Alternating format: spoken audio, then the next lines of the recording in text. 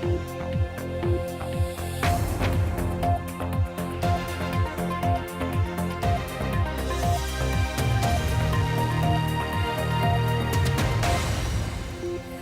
evening. Cancer survival rates have improved significantly in Wales in the last decade. New figures show almost 3/4 of patients survive for at least a year after diagnosis.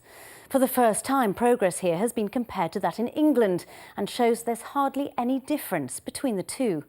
But experts say there's no room to be complacent, as our health correspondent Owain Clark reports.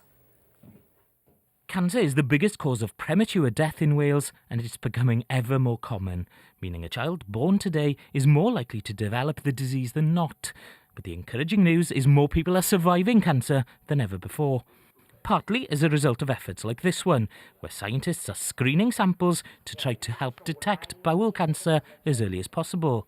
For surviving 1 year after diagnosis, most of the main cancer types have actually increased, which is good. But in particular, some of the cancers that historically haven't had good survival have increased the most. In just a decade, cancer survival rates have improved significantly. Between 2000 and 2004, 1 in 3 cancer patients in Wales died within a year of diagnosis. A decade later, that had reduced to just 1 in 4. And a similar rate of improvement can be seen in those surviving 5 years after diagnosis. And for the first time, the statistics compared Wales and England and found no significant differences on cancer survival rates between the two countries, although Wales did slightly worse on lung cancer. There's no room for complacency, and I would have thought that as a country we want to aim to have the best cancer survival in Europe. And several studies over the past decade or so have shown cancer survival rates in Wales and the UK are poor compared to similar countries. Last year, a group of experts from the Welsh NHS came to Denmark to see how the health system here was trying to speed up diagnosis. Because the earlier cancer is diagnosed, the easier it is to treat. Kath Casey from Cardiff is well aware of that. For 30 years, she'd suffered with ulcers on her tongue, but had always had them checked out. But when another ulcer appeared around 7 years ago, Kath didn't go to see about it straight away. I just didn't worry about it. I didn't think of cancer. And much to my regret, I waited before I went to see my doctor for another couple of months. The cancer had grown to such an extent she needed major surgery.